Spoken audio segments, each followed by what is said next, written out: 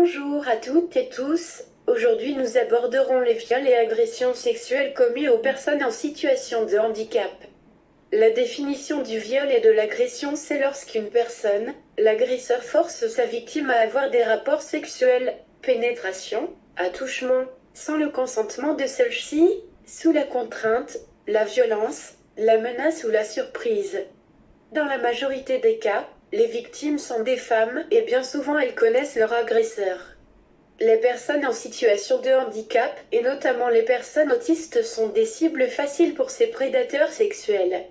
Ces personnes ont plus de risques de subir une agression, elles sont même 2 fois plus exposées qu'une femme sans handicap. Pour les enfants, on multiplie par 5 l'exposition aux abus sexuels. On peut expliquer ce phénomène parce que les enfants et personnes en situation de handicap n'ont pas les mêmes moyens de défense. Que ce soit avec des défaillances, difficultés psychiques, mentales ou physiques, la personne vulnérable représente donc une cible facile.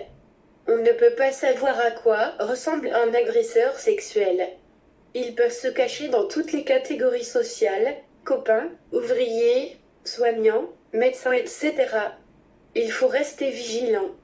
Cela ne veut pas dire qu'une personne en situation de handicap ne peut pas avoir de relations sexuelles, il faut qu'il y ait un désir partagé de chaque partenaire. Pour mon cas personnel, j'ai été plusieurs fois amoureuse, j'ai eu peur que la personne, avant de mieux la connaître, ne soit pas celle que je m'imaginais. Alors, ce que j'ai fait, j'en ai parlé avec mon meilleur ami Pierrot, ainsi, j'ai été rassurée parce que je n'étais pas seule, et aussi mes auxiliaires de vie. Donc, si la personne vulnérable est entourée, ce sera plus difficile pour l'agresseur de commettre son délit que si elle est isolée. Je vous conseille donc de toujours dialoguer, d'informer vos proches, vos amis, votre nouvelle rencontre amoureuse ou amicale.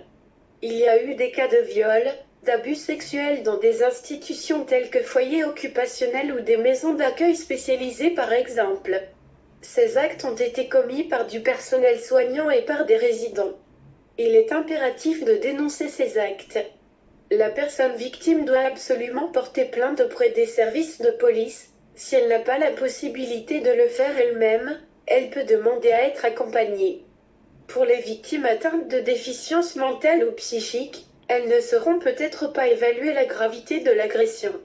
C'est pour cela qu'il est indispensable de signaler les maltraitances que l'on peut observer, que l'on soit ami, voisin, soignant d'une personne fragile. Au niveau du code pénal, les agressions sexuelles sont des délits, le viol est un crime. Il est aggravé sur une personne vulnérable. En conclusion, il faut faire attention, mais il ne faut pas se priver de l'amour ou des amis. Je voulais vous parler d'un petit peu. Depuis quelques années, j'ai eu des petits moments coups de mou, mais aujourd'hui, je suis très fière de mon parcours.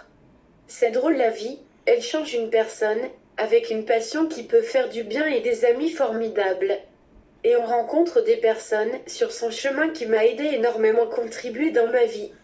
Exemple, mes auxiliaires de vie, mon meilleur ami Pierrot, les danseurs de danse avec les stars, ma famille. Je ne peux pas vous dire les autres parce qu'il faut des pages. Je vous embrasse. Appuyez sur s'abonner à ma chaîne et appuyez sur le pouce bleu si vous aimez.